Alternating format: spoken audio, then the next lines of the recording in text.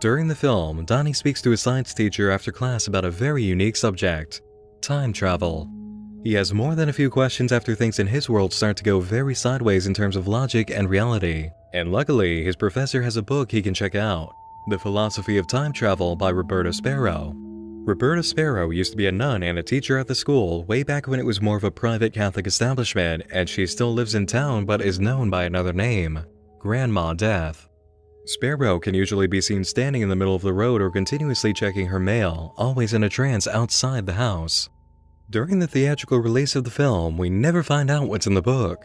None of it is read out loud to us, we don't get shots of pages that tell us anything, and Donnie doesn't actually discuss the contents with anyone in ways that give us real clues.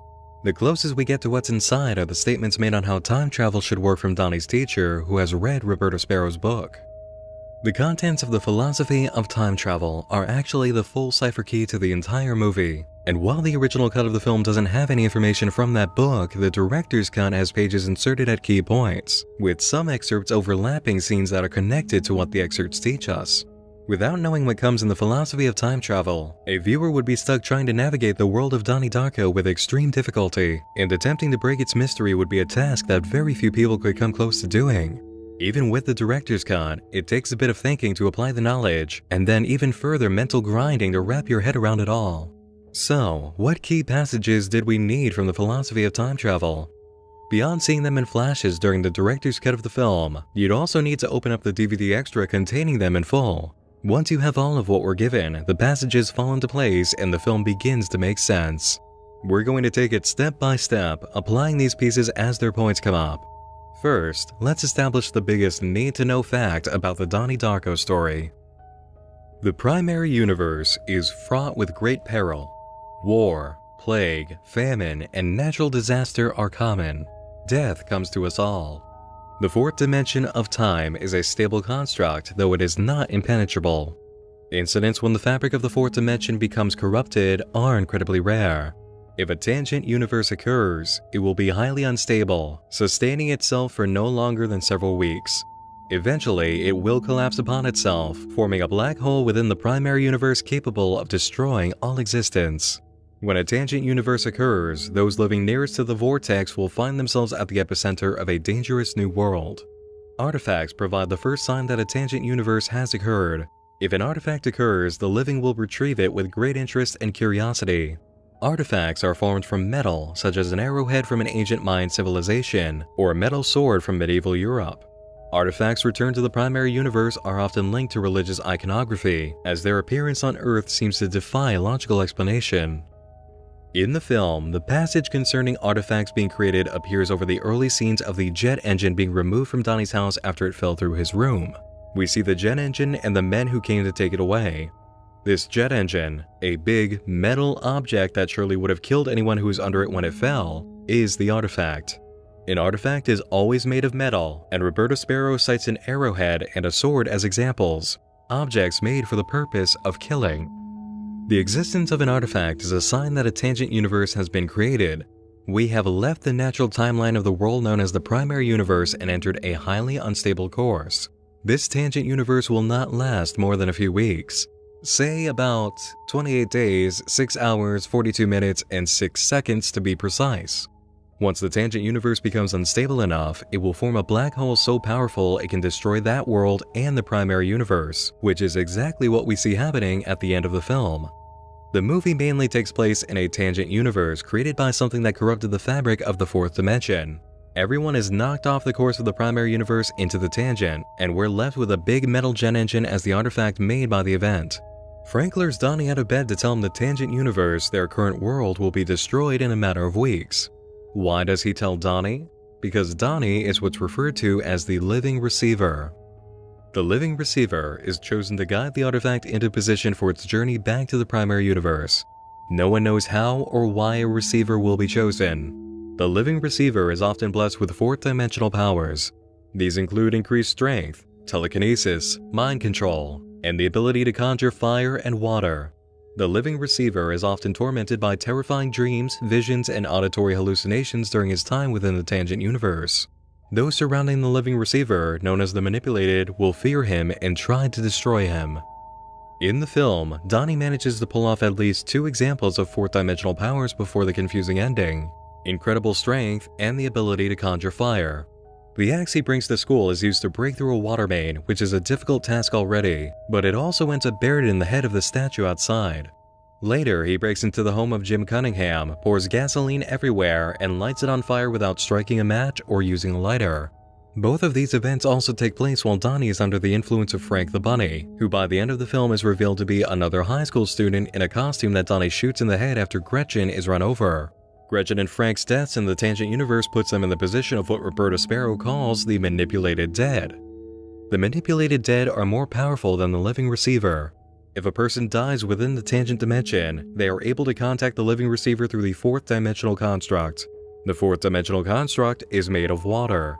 The manipulated dead will manipulate the living receiver using the 4th-dimensional construct. The manipulated dead will often set an insurance trap for the living receiver to ensure that the artifact is returned safely to the primary universe. If the insurance trap is successful, the living receiver is left with no choice but to use his 4th-dimensional power to send the artifact back in time into the primary universe before the black hole collapses upon itself. During the film, Frank is the guiding force behind all of the supernatural events. As one of the manipulated dead, he can move around in the timeline of the Tangent Universe, appearing when and where he wants. He's able to manipulate Donnie using the 4th-dimensional construct made of water, which Roberta Sparrow illustrates with 2 images, showing that it comes from the center of the chest. The big flowing translucent coils that came out of people before Donnie experienced it himself? That's the 4th-dimensional construct, created by Frank to guide Donnie on his path. First, Frank shows Mr. Darko with the construct flowing in the exact direction he's going to walk. This has Donnie believe he's seeing some kind of indication of the future laid out in a visual way, making it hard for him to resist following the construct that emerges from his chest moments later, leading to a gun. The very gun he later uses to shoot Frank, ensuring he can become one of the manipulated dead and guide everything else into place. Further acts of ensuring he dies involves leading Donnie to the whiteboard on the fridge with the construct, which has an important message. Frank was here, went to get beer. He then sees others with the construct again, leading them on their path to underline once again to Donnie that the construct is a guide. He needs to use the clue he was just given on the whiteboard instead of ignoring it, because the construct led him there. Donnie then receives visions from Frank that result in him leaving the house, setting up the situation in which he then meets and kills him. Now, about those other people with the construct. The 4th-dimensional construct works on a layer of time, which means Frank is highlighting the timeline of a person using the construct, but he may have a direct hand in determining their path according to this passage from Sparrow's book. The manipulated living are often the close friends and neighbors of the living receiver. They are prone to irrational, bizarre, and often violent behavior. This is the unfortunate result of their task, which is to assist the living receiver in returning the artifact to the primary universe. The manipulated living will do anything to save themselves from oblivion. Frank and Gretchen, as members of the manipulated dead, have great power over what happens in their environment, including influence over the manipulated living and even greater power over the living receiver, Donnie. Guiding timelines to show off the construct at just the right time would probably be under their realm of ability, and even if it wasn't, this passage explains a lot about what occurs in the film regarding the behavior of people around Donnie and Gretchen. Gretchen is set up as the love interest for Donnie at each opportunity available. When she first arrives in the classroom, the teacher puts her next to Donnie. When Donnie is given the idea to flood the school from Frank, it creates the situation in which Gretchen is harassed by 2 guys and asks Donnie to walk her home. Donnie asks her to go out, and she automatically says yes, which seems very strange for an awkward first encounter. Then it takes a long time for her to show him any sort of affection, and any kind of major affection only happens a few hours before her death when she has the last possible moment to make that happen. Gretchen plays her role in making sure Donnie saves the world as much as Frank does, guiding him into what's known as the insurance trap. The manipulated dead will set an insurance trap. The living receiver must ensure the fate of all mankind. If the insurance trap is successful, the living receiver is left with no choice but to use his 4th-dimensional power to send the artifact back in time into the primary universe before the black hole collapses upon itself. The events that take place at Roberta Sparrow's house on October 30th are the insurance trap, leaving Donnie with nothing left to do except save the world. Gretchen, the only girl he's ever been with, is killed. Donnie murders another person directly in front of a witness he lets go, and he knows that time has run out. All month long, he's had to stare down the fate he knows is coming, and now has no more reason to dodge it. If he stays, it's for nothing. But why would Donnie be afraid to save the primary universe besides losing what he built with Gretchen if she had lived? Because Donnie has had time to read all of the philosophy of time travel, gaining a full sense of what will happen when he resets things and what it means, and the writing on the wall is not good. We can even catch a portion of it ourselves in the passage about after effects of fixing the tangent universe. Those who do remember the journey are often overcome with profound remorse for their regretful actions buried within their dreams, the only physical evidence buried within the artifact itself, all that remains from the lost world. Ancient myth tells us of the Mayan warrior killed by an arrowhead that had fallen from a cliff where there was no army, no enemy to be found. We are told of the medieval knight mysteriously impaled by a sword he had not yet built. The passage directly parallels the previous mention of arrowheads and swords describing the creation of artifacts. Artifacts are formed from metal, such as an arrowhead from an ancient Mayan civilization or a metal sword from medieval Europe. We're given the example of the artifact, and then later told those artifacts ended up killing someone in the primary universe, seemingly for no logical reason. No army or enemy on a cliff, no way for a knight to be killed by a sword he hadn't built. Are you seeing it yet? Maybe this final piece will reveal what Donnie really knows. If the insurance trap is successful, the living receiver is left with no choice but to use his fourth-dimensional power to send the artifact back in time into the primary universe before the black hole collapses upon itself. These three passages together reveal the truth. The artifact is described as a metal object, like an arrow or a sword. The end result of Sparrow's example for a tangent universe being fixed is a Mayan warrior killed by a mystery arrow, or a knight falling on a sword he hadn't yet built. The artifacts. And the living receiver, in order to fix the tangent universe, must send the artifact back in time into the primary. Sending the artifact back in time, and an artifact taking the form of a sword that kills a knight who hadn't yet built it, but was clearly made by him. This is the key. When Donnie fixes the tangent universe, he rips the jet engine off of a plane flying overhead, the plane that carries his mother and sister coming back from his sister's dance competition. Donnie needs to send the artifact back in time to the primary universe using telekinesis, which he can use as a living receiver. The problem is that the artifact, the jet engine that crashed into the house, was already taken by the government. So, how do you reconcile the issue by grabbing a different jet engine? You don't, because it's the same jet engine. The artifact sword that killed the knight was made by that knight in Roberta's example, but it was a sword he hadn't built yet. That sword came from the future, and it came from the tangent universe. The future in the tangent universe.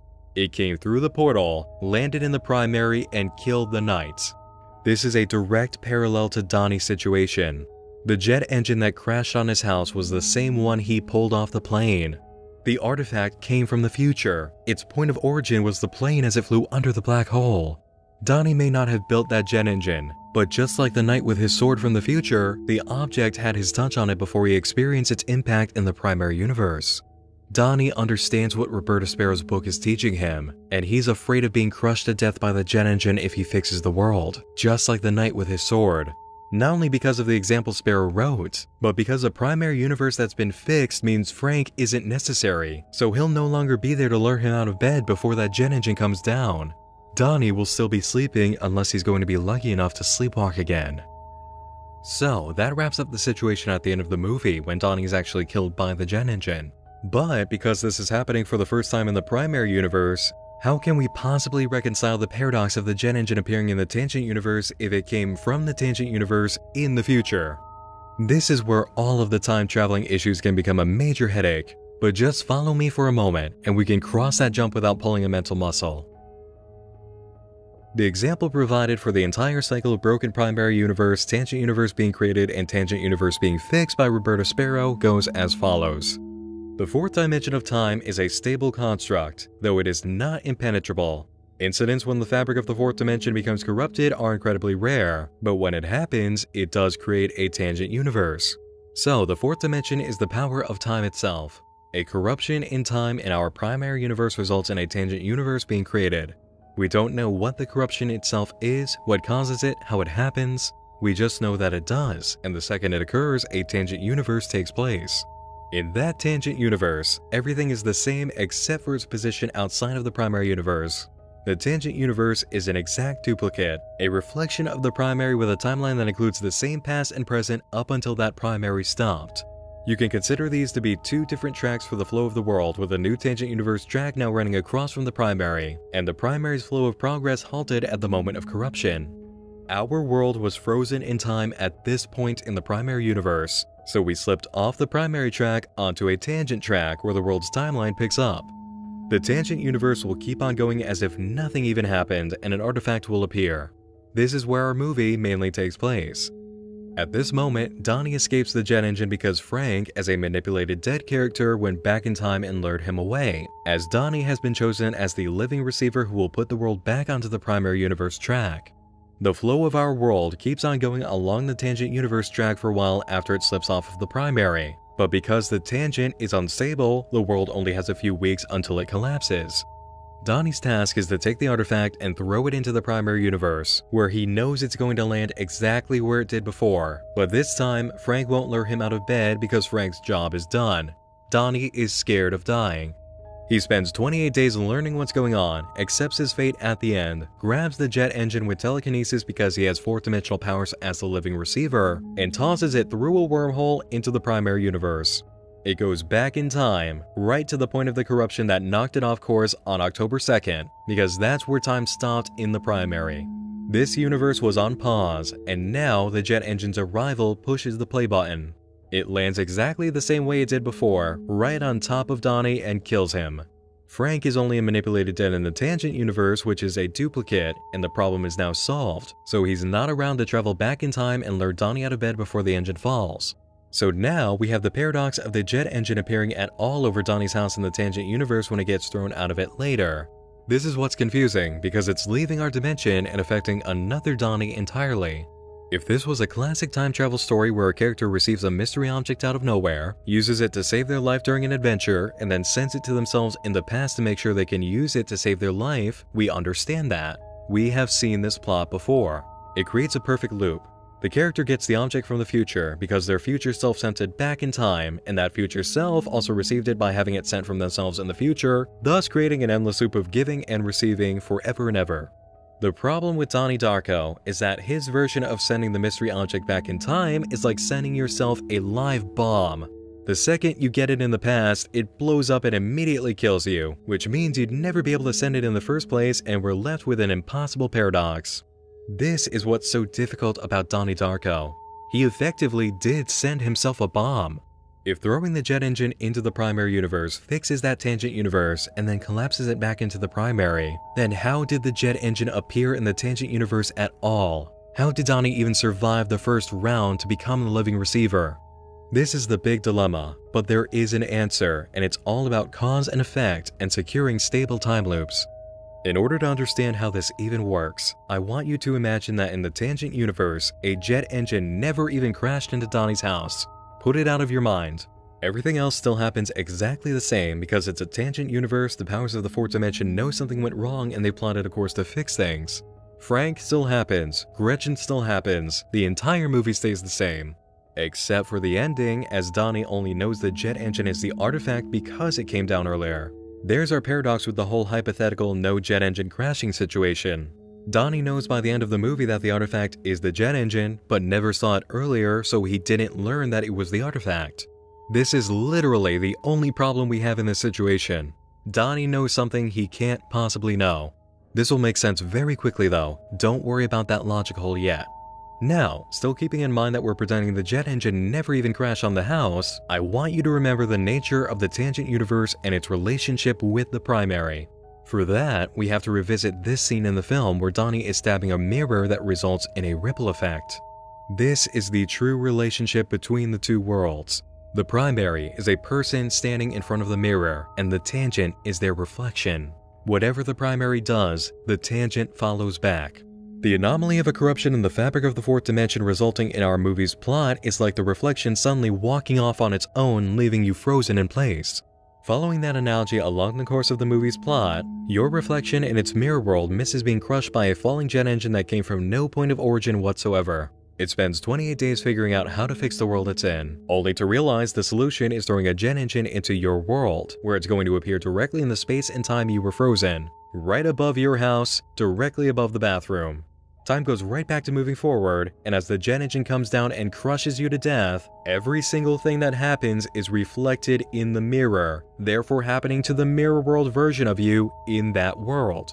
Because the world in which you were crushed is Donnie's primary universe, and the tangent universe is behind the mirror acting as a reflection, what happens in the primary must occur in the reflection that is the tangent, even if your own reflection just threw a jet engine on your head from the future in its own world.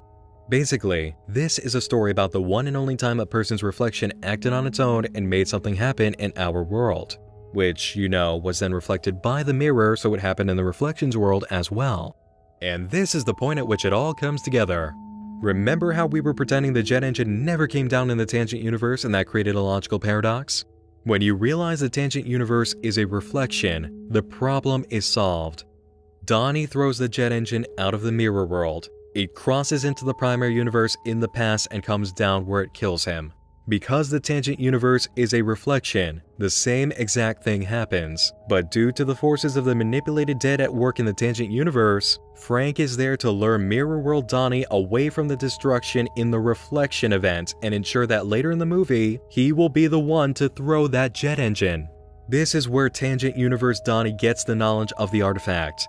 The jet engine comes down because he makes it do so for the primary universe in his future, and because Frank saves him from the reflection happening to him in that tangent, that Donnie can make this entire loop happen in the first place.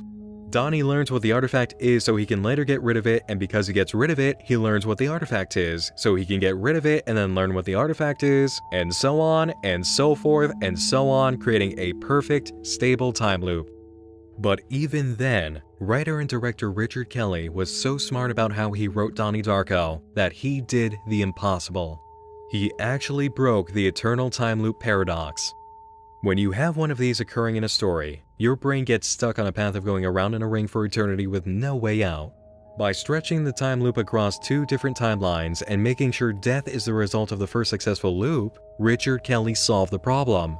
The tangent universe where the loop would normally take place gets absorbed back into the primary, where the first half of the loop results in Donnie being killed. That's alright because it wasn't Donnie in the past who threw the jet engine. It was Donnie from another universe entirely. By collapsing that second timeline after its initial effect and making the effect happen in a different universe, the logical issues are avoided. I have never seen someone pull this off before, but Richard Kelly found out how. In a story about an eternal time loop paradox, he found out how to make the cycle happen only once and then stop, with no major repercussion. Unless you count Donnie being killed by the jet engine as a major repercussion, which is actually the whole point of the movie for Donnie as a character. He is fully aware by the end that throwing the jet engine is most likely going to kill him. If he wasn't meant to be sleepwalking naturally by the time it came down, he'd be right under it, and there would be no stopping his demise. The interesting part? Donnie actually does wake up in the primary universe, and the moment he does so and the character fly through that follows actually tie into the final piece of the philosophy of time travel that solve a mystery for us. When the manipulated awaken from their journey into the tangent universe, they are often haunted by the experience in their dreams. Many of them will not remember. Those who do remember the journey are often overcome with profound remorse for the regretful actions buried within their dreams, the only physical evidence buried within the artifact itself, all that remains from the lost world. After we go through the tunnel Donnie creates for the jet engine, we appear in his room the night of October 2nd in the primary universe, where he sits up in bed laughing. He seems oddly happy, relieved even. Donnie lays down, smiling, and turns over in bed, going to sleep. Not even a minute later, the jet engine comes down. Donnie knew what was about to happen. He knew the engine was coming because he had just woken up after having a dream of the Tangent Universe's events. Just like the characters we flew over that night are all awake, shaken out of their sleep by their dreams of the Tangent Universe and everything that happened in it. Donnie was shaken out of sleep. In the first run of this night, Frank had him sleepwalking out of the house for their meeting on the golf course shortly before the jet engine came down. Before Frank summoned him, Donnie was sleeping, so a return to the primary universe where Donnie is now laughing in bed at the moment he was previously sleepwalking means he just woke up. All that went on in the Tangent Universe feels like a really vivid dream to him, but a dream he might know was much more. Regardless of how much he truly knows about the journey, Donnie's feelings about a lot of things have now changed, and whether a jet engine really is about to come down and kill him, he has accepted death. If he wanted to, he could have gotten out of bed, but he's very comfortable with his feelings and lays down, ready for whatever happens. This is why we open on the shot of the art piece on his wall after we enter the primary universe at the end. The skull in the center of the eye symbolizes that Donnie sees death ahead, but as we see next, he's not afraid. The character viewing section that comes next shows the effect of several people who were involved with Donnie waking from their dream. Each has their own unique reaction to the event, though most of them share a look of being worried. Most notable is Jim Cunningham, whose demise after being caught as a pedophile in the Tangent universe lays heavy on him in the primary. We also see Frank after catching sight of his concept art for the Grim Reaper bunny suit. And before we see his mask, he touches the eye that Donnie shot out, remembering his death. This sequence is pretty famous among viewers, mainly for its audio. One of the most recognizable songs in modern cinema comes from Donnie Darko, the cover of Mad World by Gary Jules and Michael Andrews, which plays over this scene. Mad World works on 3 levels here, all of them thematic, and 2 of them deeply unsettling. The first layer of meaning is no surprise. Mad World, despite being hugely popular because of the Gary Jules cover, was actually made by the 80s band Tears for Fears. Tears for Fears already has a song in the film called Head Over Heels, and they're in good company with a few other examples of 80s music in Donnie Darko, as the movie does take place in 1988. The second layer is deeper. For all of the songs chosen, Mad World fits amazingly well with many of Donnie Darko's themes. All around me are familiar faces, worn out places, worn out faces, bright and early for their daily races, going nowhere, going nowhere. This is very much the way that Donnie sees the world, with nihilistic eyes and a sense that people are constantly putting up a facade. Meanwhile, he does feel hurt by the world in which he lives, expressed in the rest of the verse. Hide my head, I want to drown my sorrow. No tomorrow, no tomorrow. Then comes the eerie piece, the chorus. I find it kind of funny, I find it kind of sad. The dreams in which I'm dying are the best I've ever had. I find it hard to tell you, I find it hard to take. When people run in circles, it's a very, very mad world. Those first 2 lines are easily understood and their impact is heavy. The other lines are more sorrowful. Donnie can't express himself to the adults around him or even Gretchen, not in the ways that he needs to. He finds it difficult to take the situation he's in during the film, the task that lies before him, and the sense that he's saving a world that he's never truly liked. And as for people running in circles, we did just escape from an eternal time loop in a very mad world. And for our final layer of meaning, well, besides the need for a more somber song during the character flyover, have you ever considered why a cover of Mad World was chosen instead of the original recording? Think about the context of the track and its placement. We have essentially the same song, but changed in a major way, just like the primary universe. We've left where we just were and gone somewhere else that is still, in its own way, the same place. A cover song could be considered a parallel to this idea. The same thing, but now different. Donnie Darko is a film you could go on about for hours. Essays have been written about it, books have been written about it, music and film and television have all been influenced by it. There's a lot to be gained from experiencing this film and studying what it does. It touches a lot of ground and explores more than a few themes while treating you to 1 month in a life that you won't soon forget. The mystery of Donnie Darko may be solved, but the spell it cast remains. And as we end this night in the theater, I leave you with this last bit of mystery. In the film, a shot is taken of a calendar on the wall for October 1988, the exact month and year in the movie. The precise layout of that month is the very same that we're experiencing this year, right now. Begins on Saturday, ends with Halloween on a Monday, and has 4 complete weeks in between.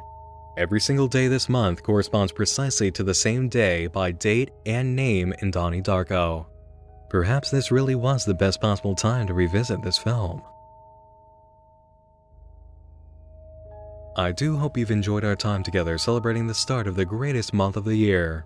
Feel free to let me know your thoughts on Donnie Darko, time travel, and terrifying rabbit visions in the comments below. Hit the like button if you've had a good time, and consider subscribing if you're new here for more coverage of dark, horrifying, and mysterious media. A major thanks to all of my supporters on Patreon who make it possible to cover big things like Donnie Darko, and gave me the opportunity to make this a very fun October on the channel. Stay around to catch the names of these awesome patrons at the end. Thanks again for joining me in the dark this evening. Once more, I'm Nick Nocturne, and like a jet engine crashing through your home, I'll be seeing you real soon. Sleep tight.